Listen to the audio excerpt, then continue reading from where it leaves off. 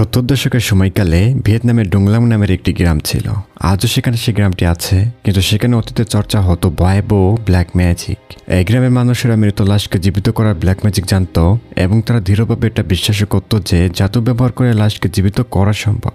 এই চাঞ্চল্যকর সত্য ঘটনা থেকে অনুপ্রাণিত হয়ে 2024 সালে নির্মিত হয় স্পিরিট হুইস্কার অথবা আত্মার ডাকে এই সিনেমাটি।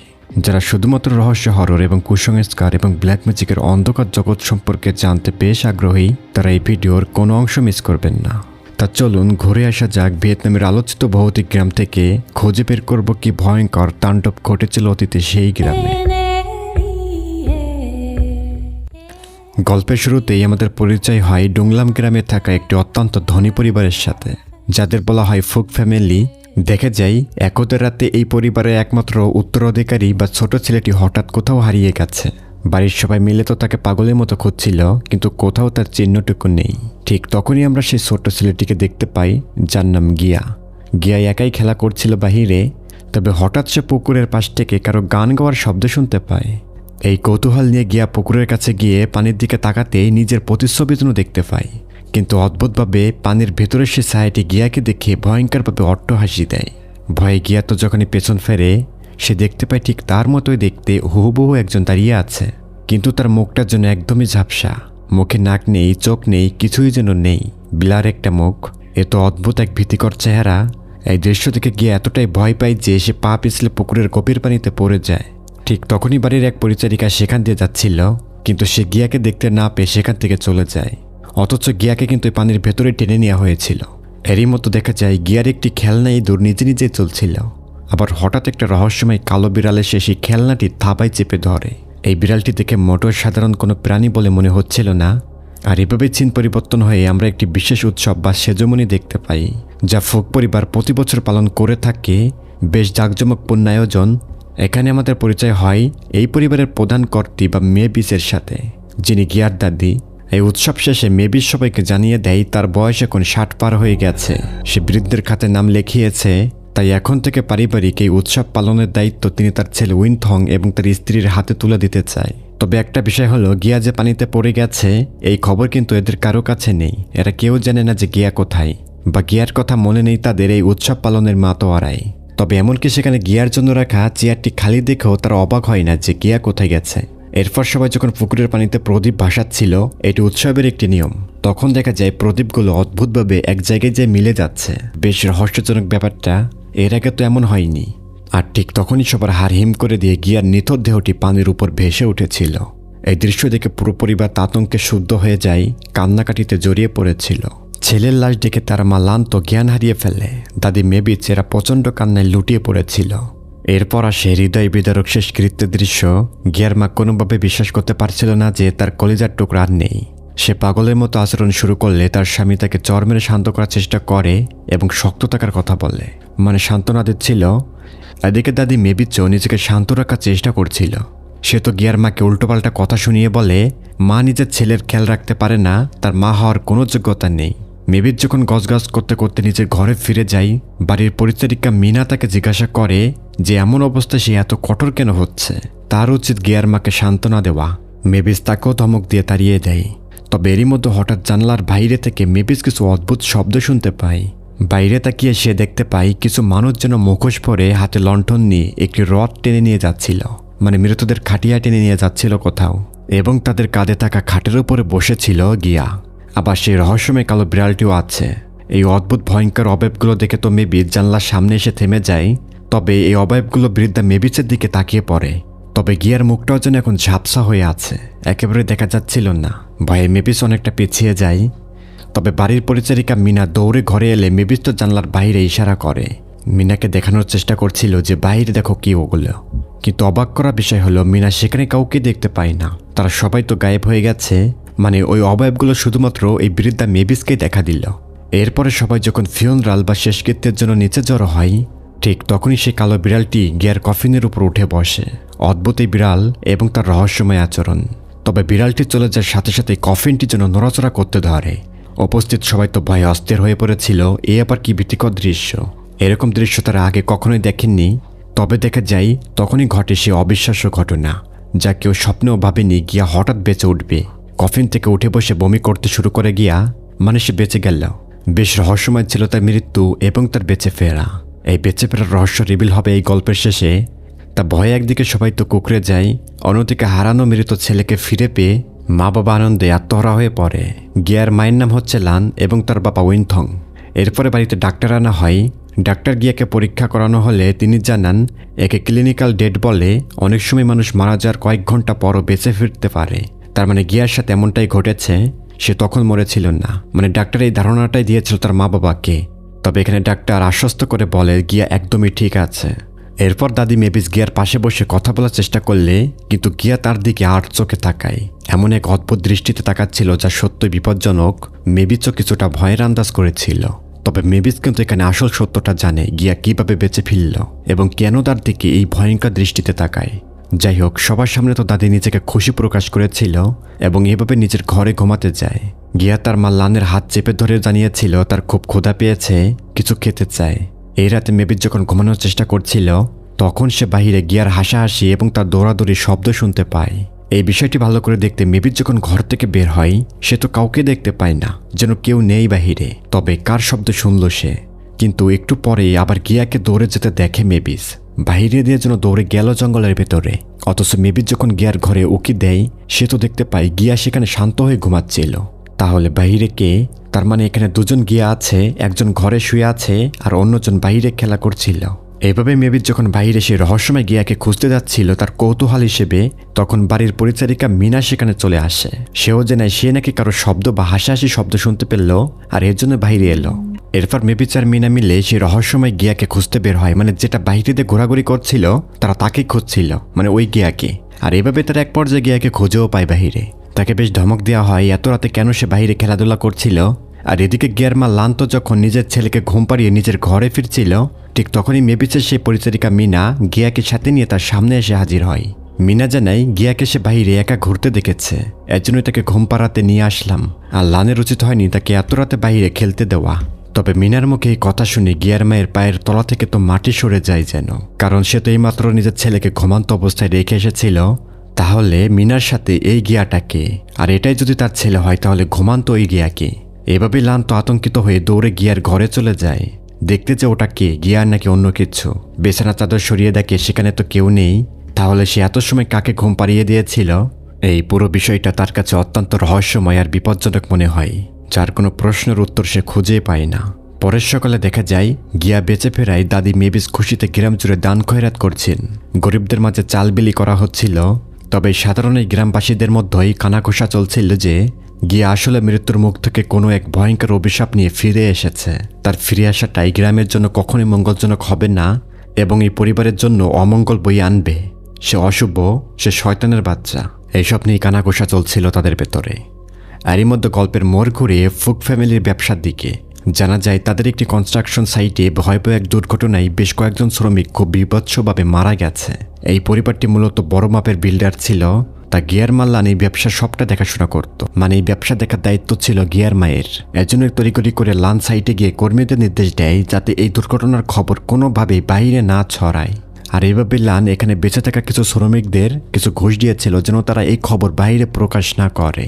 এরপর আমরা দেখতে পাই থাইকে, যে কিনা উইনথংয়ের ভাই, মানে গিয়ার আপন চাচা।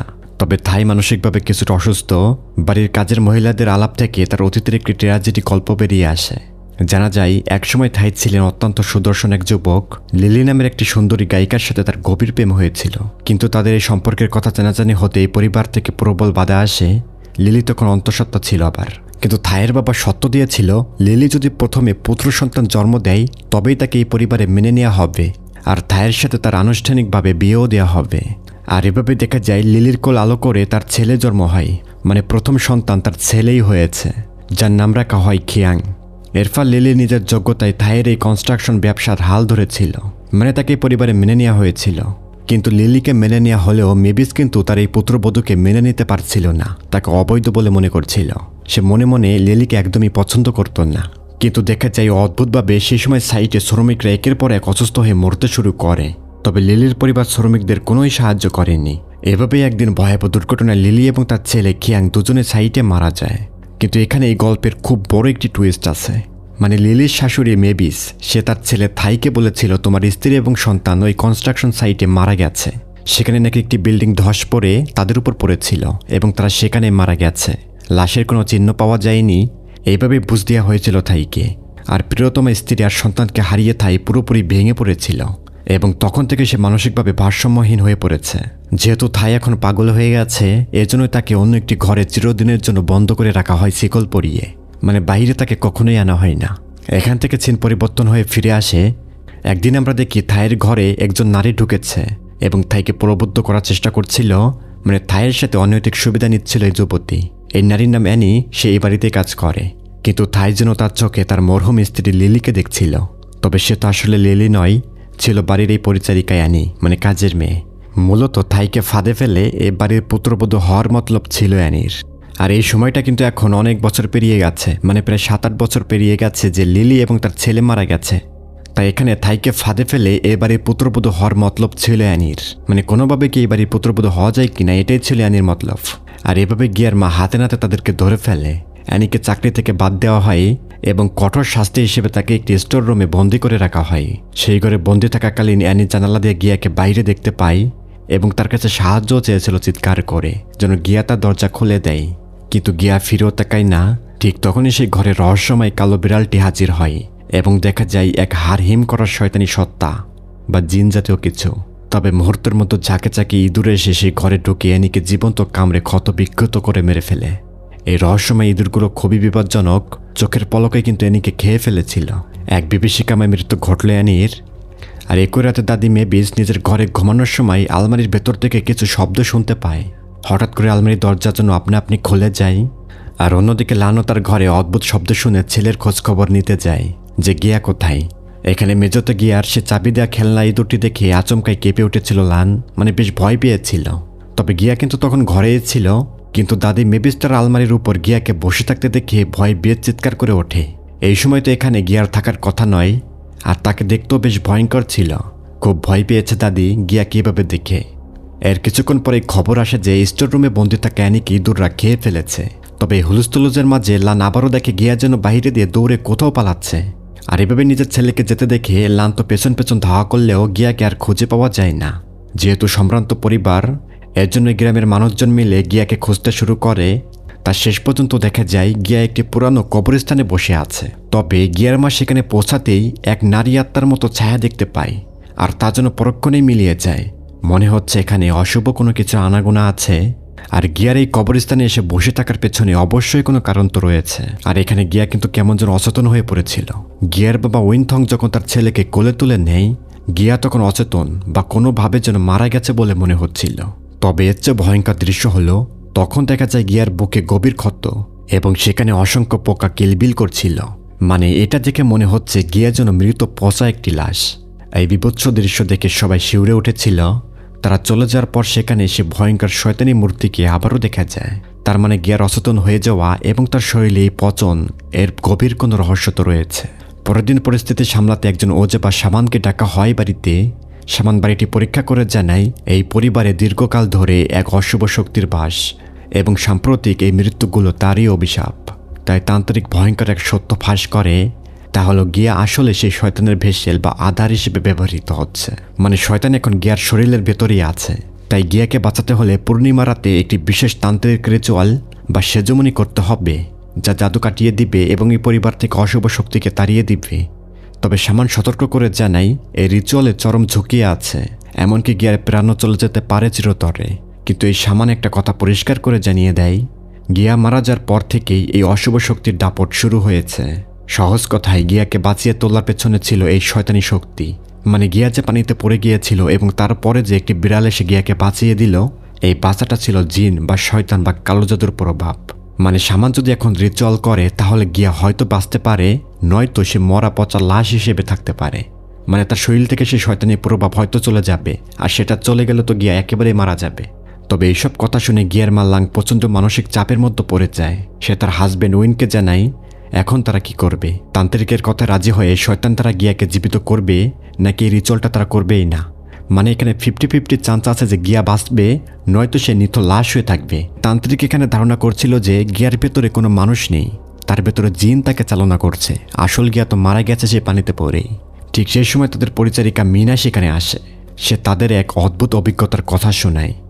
মিনা বলে তার নিজের গ্রামেও নাকি একবার এমন ঘটনা ঘটেছিল। এক নারী মারা যাওয়ার পর তার শেষকৃত্যের সময় একটি কালো বিড়াল এসে কফিনের উপর বসেছিল এবং সেই নারী অলৌকিকভাবে বেঁচে ফেরে। প্রথম দিকে সব ঠিক মনে হলেও ধীরে ধীরে সে ভয়ঙ্কর হয়ে উঠতে শুরু করেছিল। সে মাঝরাতে ঘরের বাইরে ঘুরে বেড়াতো এবং পাড়া প্রতিবেশীদের মুরগি চুরি করে কাঁচা খেয়ে ফেলত। এমনকি তার দেহ থেকে মরা পচা দুর্গন্ধ বের হতো এবং গিয়ার মতো তার গায়েও পোকা কিলবিল করত। পরে এক তান্ত্রিক যখন এসে একটি রিচুয়াল করে তখন জানা যায় এই মহিলাটা অনেক আগেই মারা গেছে, আর এতদিন তার দেহ ব্যবহার করেছিল কোনো একটি অভিশপ্ত জিন। তাই গিয়ার সাথে এমনটা হতে পারে যে তার ভেতরে কোনো জিন আছে। তবে মিনার এই কথা শুনে গিয়ার মায়ের বেশ ভালো লাগে। সে ওই তান্ত্রিকের সাথে কথা বলতে চায় যে কিনা ওই মহিলাকে চিকিৎসা করেছিল। এর জন্য মিনার থেকে সে তান্ত্রিকের ঠিকানা নিয়ে ওইনথংয়ের সাথে করে তারা তড়িগড়ি করে বেরিয়ে পড়ে। যেভাবেই হোক গিয়াকে বাঁচাতে হবেই। উপস্থিত এই তান্ত্রিককে তারা একদমই বিশ্বাস করছিল না। মিনার ওই তান্ত্রিককে তারা বিশ্বাস করছিল।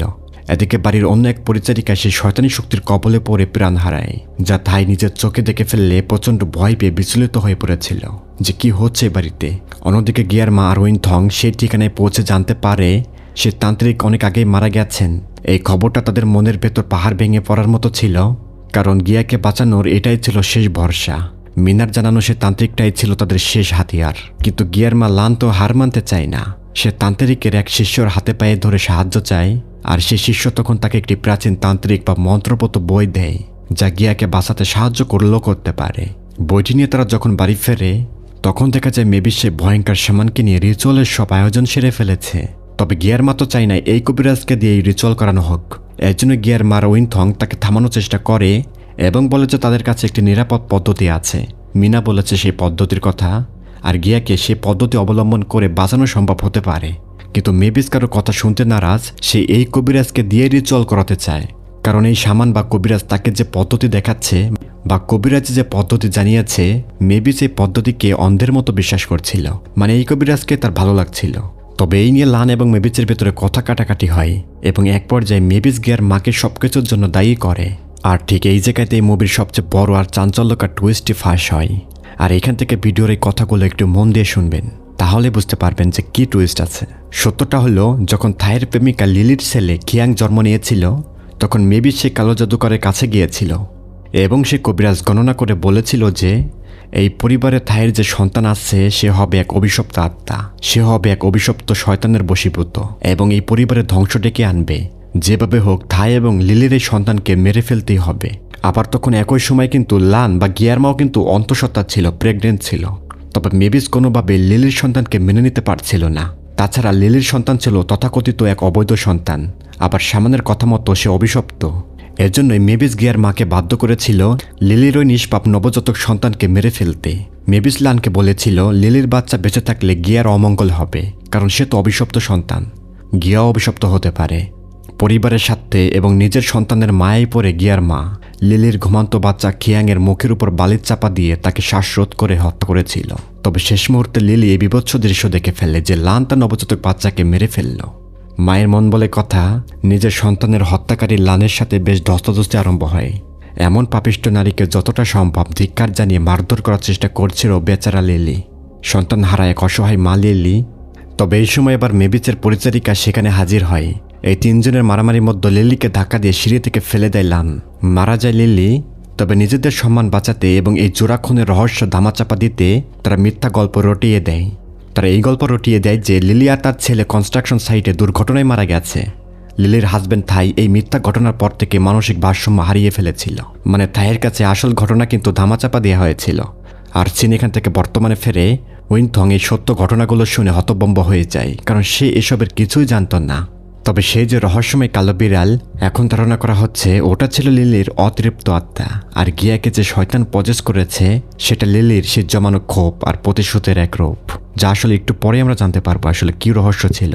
তবে গল্পের টুইস্ট এখনো পুরোপুরি রিভিল তো হয়নি। আর এইভাবে ওইনথং আর গিয়ারমা লান এই প্রাণঘাতী রিচুয়াল করতে রাজি নয় মেবিসের কথা মতো। কিন্তু মেবিস তাদের দুজনকে স্টোর রুমে বন্দি করে ফেলে এজন্য যে তার কথা কেন রাজি হবে না। এদিকে সে সামান যখন রিচুয়ালের জন্য আসছিল এই বাড়িতে, তখন মাঝপথে সে কালো বিড়ালরূপী শয়তান বা সত্তা তাকে ঘিরে ফেলে। লিলির সেই প্রতিশোধ পরায়ণ আত্মা বা অশুভ শক্তি সামানকে বিভৎসভাবে শেষ করে দেয়। অন্যদিকে স্টোর রুমে বন্দি থাকা গিয়ার মা কান্নায় তো ভেঙে পড়েছিল। সে জানায় এইসব তার পাপের ফল। লিলি হয়তো প্রতিশোধ নিতেই ফিরে এসেছে। উইনথং তাকে সান্ত্বনা দেওয়ার চেষ্টা করে বলে সে যা করেছে পরিস্থিতির চাপে পড়ে তা করেছিল এবং সে সবসময় তার পাশে থাকবে, তাই সে যতই অন্যায় করুক না কেন। যদিও লিলির সাথে লান যা করেছিল তার কোনো ক্ষমা হয় না, তবে খুব দ্রুতই গল্পের মোড় ঘুরে যায় এখান থেকে। দাদি মেবিচা তার পরিচারিকা মিনা সে রিচুয়ালের জায়গায় এসে পড়ে যেখানে গিয়াকে শোয়ানো হয়েছিল, কিন্তু এখানে তারা দেখে সে ওজা বা সামান আগে থেকে মরে আছে। তাকে স্পর্শ করা মাত্রই মেবিচের গায়ের উপর পড়েছিল এই সামান। এই বিভৎস দৃশ্য দেখে তারা যখন পালানোর চেষ্টা করে তখনই মেবিচকে অদৃশ্য কেউ যেন ঝাপটে ধরেছিল। অন্যদিকে গিয়ার মা উইনথং একদমই নিরুপায় হয়ে পড়েছিল। ঠিক তখনই মেবিচের পরিচারিকা লানদেরকে মুক্ত করে দেয়, মানে তাদের হাত পায়ের বাঁধন খুলে তাদেরকে অন্য একটি পথ দেখিয়ে নিয়ে যাচ্ছিল যেখানে তাদের ছেলে গিয়াকে রিচুয়াল করা হবে, ওখানে নিয়ে যাচ্ছিল। কিন্তু গিয়ার মা খেয়াল করে মিনার হাতের নখগুলো কুচকুচে কালো হয়ে গেছে, যা সাধারণত কোনো তান্ত্রিক রিচুয়াল করলেই হয়, মানে অনেক ধরনের ধূপ, কালো ছাই এই ধরনের ধরলে যে কালো হয় আঙ্গুল, সেটা অনুভব করেছিল গিয়ার মা। তার মনে খটকা জাগে, আর মিনাও বুঝে ফেলেছে তারা মিনাকে সন্দেহ করছে। আর এভাবে উইনথংরা কিছু বুঝে ওঠার আগেই তারা একটি গভীর গর্তে পড়ে যায়, যা আসলে একটি ট্র্যাপ বা ফাঁদ ছিল। মিনাই আসলে লানদের ইচ্ছা করে এই গর্তে ফেলে দিল, আগে থেকেই করে রেখেছিল এটা। এরপর যখন তাদের জ্ঞান ফেরে তারা নিজেদের সে অভিশপ্ত রিচুয়ালের জায়গায় আবিষ্কার করে তাদেরকে বেঁধে রাখা হয়েছে, যেখানে মেবিসকে আগে থেকেই বেঁধে রাখা হয়েছিল, মানে মেবিসকে মিনা এখানে এনেছে। আর ঠিক এখানেই এই মুভির সবচেয়ে বড় এবং ফাইনাল রহস্যের জট খোলে, শেষ টুইস্ট। মানে মিনাই ছিল পুরো ঘটনার আসল মাস্টার মাইন্ড। আসলে মিনা কিন্তু এ বাড়িতে এসেছে প্রায় 7 বছর আগে, এবং সে কোনো সাধারণ পরিচারিকা নয়, সে ছিল খোদ লিলি, মানে থাইয়ের স্ত্রী। মনে আছে তো, এই সেই লিলি যাকে লান সিঁড়ি থেকে ফেলে মেরে ফেলেছিল। এখন লিলি বলবে কিভাবে সে বেঁচে ফিরে এইখানে এসেছে, কিভাবে প্রতিশোধ নিতে ফিরে এসেছে। জানা যায় সেদিন সিঁড়ি থেকে পড়ে যাওয়ার পর লিলি আসলে মারা যায়নি, সে তো অচেতন হয়েছিল। তবে অচেতন অবস্থায় যখন লিলিকে দাফন করছিল লানের সাঙ্গপাঙ্গরা, লিলির তো তখন চেতনা ফিরে যায়। আর এভাবে যারা লিলিকে মাটি চাপা দিচ্ছিল তারাই আসলে লিলিকে পালাতে সাহায্য করেছিল। সিঁড়ি থেকে পড়ে তার একটি পাও ভেঙে গিয়েছিল। আর এভাবে লিলি তার পরিচিত একজন সিদ্ধ কবিরাজ বা তান্ত্রিকের কাছে চলে গিয়েছিল। আর এই গুরুতান্ত্রিক রিচুয়ালের মাধ্যমে লিলির মুখমণ্ডল বদলে দেন যাতে কেউ চিনতে না পারে, যাকে বর্তমান সময়ে প্লাস্টিক সার্জারি বলা হয়। মানে লির ইচ্ছা মতো এই কবিরাজ তার চেহারা বদলে দিয়েছিল। বিভিন্ন কবিরাজি পন্থায় এটি বদলে দেওয়া হয়েছিল, মানে চেহারা যে ফেসটা সেটা। এমনকি লিলির মৃত সন্তান খিয়াংয়ের আত্মাকেও এই অদ্ভুত উপায়ে বাঁচিয়ে তুলেছিল, যার মুখ ছিল একদমই ঝাপসা, মানে কয়েকটি জিনকে চালান করা হয়েছিল। মনে আছে তো সেদিন মেবিচের জানলার বাইরে যে খাট আর মুখবিহীন বাচ্চাটিকে আমরা দেখেছিলাম, সেটা আসলে ছিল খিয়াংয়ের আত্মা বা কালো জাদুর চালানকৃত জিন। তবে লিলি কিন্তু এইসব করছিল তার ছেলেকে পুরোপুরি পুনর্জীবিত করার জন্য। মানে সেই যুগে তারা বিশ্বাস করত মৃত্যুকে জীবিত করা সম্ভব, আর সেই বিশ্বাস থেকে তারা নানান কালো জাদু এবং জিনের সাহায্য নিত। লিলিও এই সাহায্য নিচ্ছিল এখানে। মানে হলো লিলি এখান থেকে নিজের চেহারা বদলিয়ে সে বাড়িতে আবারও যাবে এবং এই তান্ত্রিকের চালান করা কালো জাদুর মাধ্যমে লানের ছেলে গিয়াং পানিতে পড়ে মারা যাবে, এবং গিয়ানের মৃতদেহের মধ্যে লিলি তার সন্তান খিয়াংয়ের আত্মা প্রবেশ করে তাকে বাঁচিয়ে দিবে। এটাই ছিল লিলির প্ল্যান। তার মানে এ পর্যন্ত যতগুলো মৃত্যু হয়েছে সব ছিল লিলির দেওয়া বলি বা স্যাক্রিফাইস। গিয়ার পানিতে ডুবে মারা যাওয়া ছিল লিলির কালো জাদুর এবং নিজের সন্তান হারানোর প্রতিশোধ। লিলি দীর্ঘ 8 বছর নিজের পরিচয় লুকিয়ে এই বাড়িতেই ছিল প্রতিশোধের জন্য। এভাবে সে সবার রক্ত দিয়ে সে ডেমনিক বিড়াল আর শয়তানকে শান্ত রাখত। এবার প্রতিশোধ নেওয়ার পালা। লিলি প্রথমে মেবিসকে পাকড়াও করে, মুখের ভেতর জ্বলন্ত আগরবাতি ঢুকিয়ে দিয়ে তাকে নৃশংসভাবে শেষ করে দেয়। লিলির মতে মেবিস এই শাস্তি ডিজার্ভ করত, কারণ মেবিসের কুপরামর্শের জন্যই তো লান সেদিন তার সন্তানকে শেষ করেছিল। মেবিসের রক্ত সেই শয়তানের বিড়ালকে উৎসর্গ করা হয়। তবে নিজের চোখের সামনে মায়ের এই দশা দেখে উইনথং তো ভেঙে পড়ে চিৎকার করে কান্না করছিল। দেখে যায় উইনথং কৌশলে নিজের বাঁধন খুলে সে তার স্ত্রী লানকে মুক্ত করে দেয়। উইনথং গিয়ার নিথর দেহকে উদ্ধার করতে চায়, কারণ গিয়ার শরীরের মধ্যে লিলি তার মৃত সন্তানকে প্রবেশ করাতে চায় এই রিচুয়ালের মাধ্যমে। কিন্তু লিলি তো তাদের উপর ঝাঁপিয়ে পড়ে। শুরু হয় এক ভয়াবহ ধস্তাধস্তি। লিলি যে গিয়াকে বলি দিয়ে তার ভেতরে নিজের ছেলে খিয়াংয়ের আত্মাকে চিরস্থায়ীভাবে ঢুকিয়ে দিতে চেয়েছিল, এটা লান বুঝতে পেরেছিল। ওই যে মুভির শুরুতে হুবহু দুটো গিয়া দেখেছিল, তাদের একজন আসলে ছিল খিয়াংয়ের আত্মা। আর এর জন্য কিন্তু তাদের মুখের চেহারাটা পুরোপুরি স্পষ্ট দেখা যেত না, যেহেতু জাদুটাই করা হয়েছিল যে এভাবে আত্মা বদল বা দেহ বদল। এভাবেই মারামারির এক পর্যায়ে গিয়ার মা দেখে লি একটি মাটির পাত্রের সাথে কথা বলছে, যেখানে খিয়াংয়ের শেষ কৃত্যের সেই ছাই রাখা ছিল, বা কালো জাদুর মাধ্যমে রিচুয়াল করে লিলির সন্তানের আত্মা ছিল এটি। গিয়ার মা সুযোগ বুঝে সে পাত্রটি আচার দিয়ে ভেঙে ফেলে দেয়। ঠিক সাথে সাথে খিয়াংয়ের আত্মা তো চিরতর এই পৃথিবী থেকে মুক্তি পায়। নিজের সন্তানকে ফিরে পাওয়ার শেষ আশাটুকু হারিয়ে ফেলে লিলি তো উন্মাদ হয়ে যায়। মানে এখন তো কোনো মতেই আর গিয়ার শরীরে তার সন্তানের আত্মা প্রবেশ করাতে পারল না। সে তো রাগের মাথায় সে কালো বিড়ালটিকে টুকরো করে ছিঁড়ে ফেলে দেয়। আর ঠিক এই কারণে বিড়ালের ভেতরে সে ভয়ঙ্কর ডেমনিক সরাসরি লির শরীরে প্রবেশ করে, একটি ভয়ানক দুষ্টু জিন, ইফরিত জিন। কিন্তু লিলি কিন্তু এবার পুরোপুরি একটি দানবীয় রূপে রূপান্তরিত হয়ে গিয়ার মাকে আক্রমণ করে দেয়। মানে লিলির শরীরে এখন ভয়াবহ একটি অভিশপ্ত জিন, ইফরিত। ঠিক সেই সময় উইনথং পেছন থেকে একটি মশাল দিয়ে লিলিকে আঘাত করে। গিয়ার মা লক্ষ্য করে লি যেন আগুনকে প্রচণ্ড ভয় পায়, যেহেতু তার ভেতরে একটি জিন। গিয়ার মা বুঝতে পারে তার ছেলেকে বাঁচাতে হলে নিজেকে তো শেষ করতেই হবে। এর জন্য লিলিকে জড়িয়ে ধরে জ্বলন্ত সে গর্তের ভেতরে ঝাঁপিয়ে পড়ে। নিজেকে স্যাক্রিফাইস করে সে নিজের সন্তান আর পরিবারকে লির থেকে বাঁচিয়ে নেয়। তার আগুনের ভেতরে ছিল, লিলি তো উপরে আসার চেষ্টা করে, কিন্তু লান তো পেছন থেকে টেনে ধরে। নিজের মায়ের এই আত্মত্যাগ দেখে গিয়া আর উইনথং তো কান্নায় ভেঙে পড়েছিল। মানে এতক্ষণে গিয়া কিন্তু তার চেতনা ফিরে পায়। ঠিক তখনই গ্রামের মানুষজন সেখানে চলে আসে। আসলে থাই আগে থেকে সব বুঝতে পেরেছিল। মানে সে জানতো তার স্ত্রী লির আত্মা ফিরে এসেছে এবং প্রতিশোধ নিচ্ছে। তাই তো সে গ্রামের মানুষদের ডেকে এনেছিল। গল্পের শেষে দেখা যায় থাই, উইনথং আর ছোট্ট গিয়া এখন একসাথে থাকে। গিয়া এখন পুরোপুরি সুস্থ বলে মনে হয়। তারা গিয়ার মা আর তার দাদি মেবিসের আত্মার শান্তির জন্য আগরবাতি জ্বালিয়ে প্রার্থনাও করে। কিন্তু গিয়া হঠাৎ করে ছায়া দেখতে পায় এবং তার দিকে তাকিয়ে হাত নাড়ে। এই ছায়াতে দুজনকে দেখা যায়, দুটো ছেলে যেন দাঁড়িয়ে আছে। তবে দেখে মনে হচ্ছিল এটাও যেন গিয়ার মতো বা তার বয়সী কোনো একটি মানুষের হাত। হয়তো খিয়াং শেষবারের মতো বিদায় জানাতে এসেছে, নয়তো বা গিয়ার শরীরে এখনও খিয়াং বসবাস করে। মানে এক দেহে দুই আত্মা। আর এই মুভির শেষে একটি সিন দেখানো হয়, যেখানে দেখা যায় কিছু যুবক মেবিসের পুরনো ফার্মের কাছে আড্ডা দিচ্ছিল। তাদের মধ্যে একজন যখন বাথরুমে যায়, সে এক পুড়ে যাওয়া নারী অবয়বকে দেখতে পায়। এই নারী অবয়ব তাদের উপর আক্রমণও করে দেয়, মানে ভয় দেখাচ্ছিল। আর এই অবয়বের জ্বলন্ত চেহারা দেখে মনে হচ্ছিল এটা যেন খিয়াংয়ের মা বা লিলি। মানে লিলির করা কালো জাদু বা ইফরিত জিনটা এখন লিলির এই চেহারা নিয়ে মানুষকে ভয় দেখাচ্ছে। আবার পরক্ষণে দেখা যায় একটি শুকুরের চোখ যেন টকটকে লাল হয়ে গেছে, ঠিক সেই কালো বিড়ালটির মতো। তার মানে অশুভ শক্তি শেষ হয়েও শেষ হয়নি। লিলি বা গিয়ার মায়ের মধ্যে কেউ একজন হয়তো ফিরে এসেছে নতুন কোনো রূপ নিয়ে। আসলে মুভির সে ওজা বা সামান যখন রিচুয়ালটা করেছিল, মানে লিলি যে কবিরাজের কাছে গিয়েছিল, সে যখন এই জাদুটা প্রয়োগ করেছিল তখন একটা শর্ত দিয়েছিল সে।